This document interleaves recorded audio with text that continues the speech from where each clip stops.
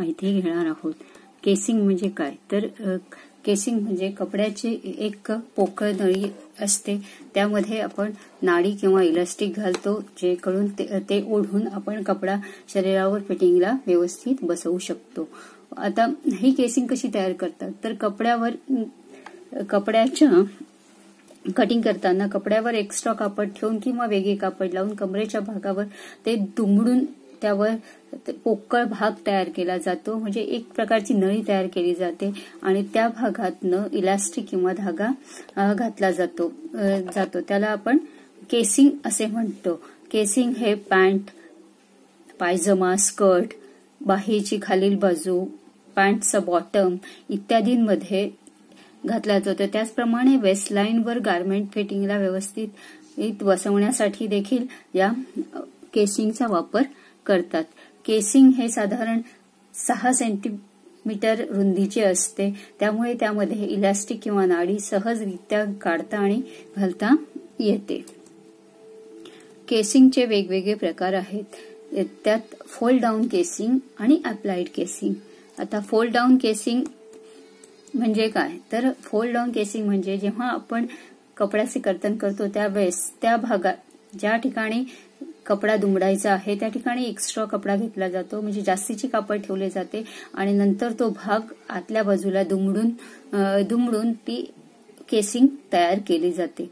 Casing तयार करत असताना अंगचाच कपडा दुमडून किंवा वेगळा कपडा जोडून तो देखील आतमध्ये दुमडला जातो, त्याला आपण केसिंग असे म्हणतो.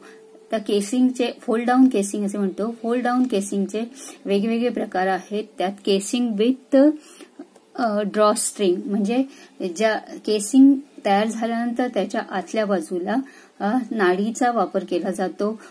ह्या केसिंगचा उपयोग पेटिकोट, पायजमा इत्यादींमध्ये करतात.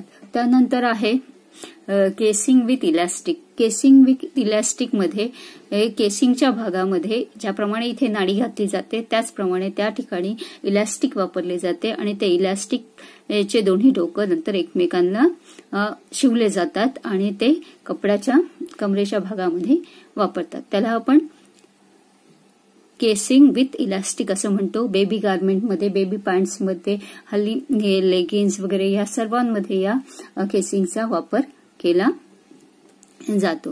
त्यानंतर आहे अप्लाइड केसिंग. अप्लाइड केसिंग म्हणजे कपड्याच्या कमरेच्या भागावर प्लीट्स, डार्ट किंवा वेगवेगळ्या प्रकारे छान करून त्यावर वरच्या बाजूला एक कपड्याचा स्वतंत्र पट्टी जोडली जाते आणि ती पट्टी आतील बाजूनी किंवा बाहेरील बाजूनी जोडल्यास ती आतल्या बाजूला दुमडून केसिंग तयार केली जाते, किंवा आतल्या बाजूला जोडली असेल तर ती बाहेरच्या बाजूला दुमडून केसिंग केली जाते. लेडीज गारमेंटमध्ये आउटसाइड केसिंग करतात, तर जेंट्स गारमेंटमध्ये इनसाइड केसिंग केली जाते. या केसिंगमध्ये स्ट्रिंग किंवा इलास्टिक दोन्हीचाही वापर केला जातो. बहुतांशी हे वेस्टलाईन सीमवर या केसिंगचा वापर करतात. रेडीमेड गारमेंटमध्ये जास्त करून या प्रकारची केसिंग आपल्यास आढळून येते. पॅन्ट, स्कर्ट, त्याचप्रमाणे जॅकेट इत्यादींमध्ये अप्लाइड केसिंगचा वापर करतात. यासाठी सेम कलरच्या कपड्याचा किंवा कॉन्ट्रास्ट कलरच्या कपड्याचा वापर केला जातो. ही केसिंग अशा पद्धतीने तयार करतात, आतल्या बाजूला लावून नंतर ही वरच्या बाजूनी फोल्ड केलेली केसिंग आहे. केसिंगमध्ये इनसाइड अप्लाइड केसिंग. आता इनसाइड अप्लाइड केसिंग हे वेस्टलाईनवर जॅकेट, ड्रेस किंवा पॅन्ट इत्यादींवर वापरली जाते या पद्धतीने. त्यानंतर आहे outside applied casing. Outside applied casing म्हणजे आतल्या बाजूला पट्टी जोडून ती वरच्या बाजूनी दुमडली जाते या पद्धतीने. याचा वापर वेस्ट लाईनवर जॅकेट, ड्रेस, पॅन्ट इत्यादींमध्ये केला जातो.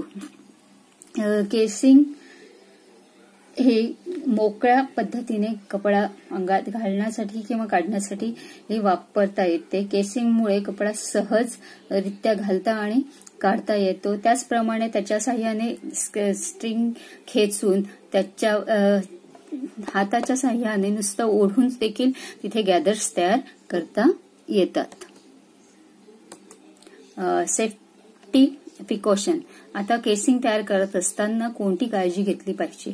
केसिंग तयार करत असताना त्याची जी लाईन आहे ती समांतर असली पाहिजे, कारण कपडा ज्यावेळेस आपण ती केसिंग दुमडतो त्यावेळेस त्यावर कुठल्याही प्रकारच्या चुण्या किंवा रिंकल्स येऊ नयेत यासाठी ही लाईन ग्रेनला पॅरलर असली पाहिजे. त्यानंतर इलास्टिक आपण जे केसिंग मध्ये वापरणार आहोत ते इलास्टिक घातल्यानंतर त्याला पीळ पडलेला नसावा, नाहीतर कपड्यावर ती केसिंग व्यवस्थित दिसत नाही. त्याचप्रमाणे त्याच्यावर बॅक स्टिचचा वापर केला जातो. त्याचप्रमाणे